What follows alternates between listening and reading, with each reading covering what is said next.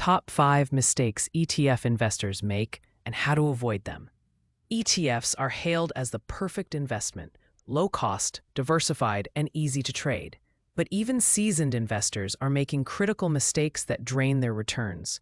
Today, we're exposing the top 5 ETF mistakes costing you thousands and how to fix them. Smash that like button, subscribe, and let's get started.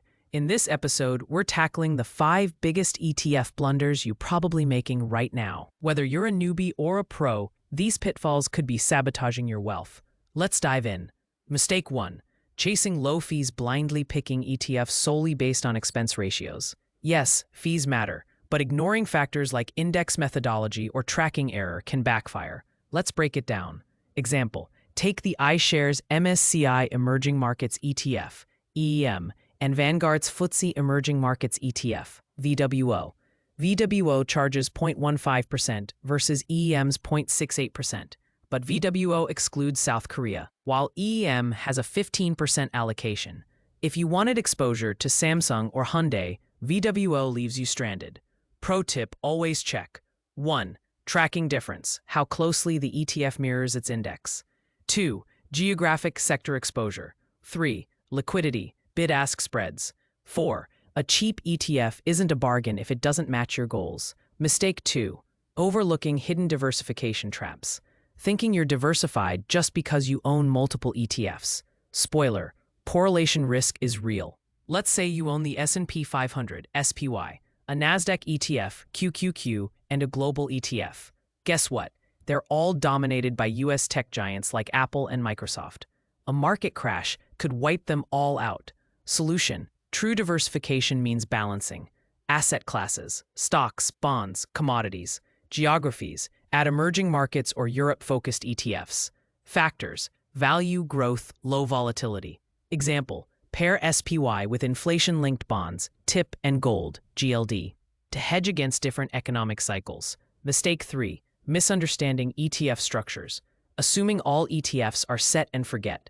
Some ETFs are complex instruments masquerading as simple index trackers. Take leveraged ETFs or inverse ETFs. They're designed for short-term trading, not long-term holds. Holding them for months can lead to decay. Case study: in 2020, the U.S. oil fund, USO, collapsed 80% due to contango in oil futures.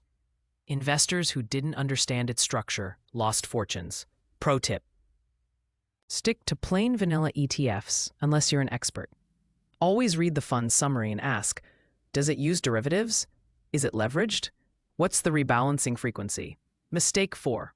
Letting emotions drive decisions, panic selling or FOMO buying. During the 2020 COVID crash, investors who sold missed the 27% rebound by year-end. Similarly, chasing hot themes like AI or crypto ETFs often leads to buying at peaks. Data point: missing just the 5 best market days between 1988 to 2023 slashed returns by 37%. Solution: automate with dollar cost averaging, set rebalancing alerts. Plus minus 5% allocation drift. Write an investing mantra: I'm in for 10 plus years. Emotion is your enemy. Outsource discipline to rules. Mistake 5. Ignoring tax and trading costs.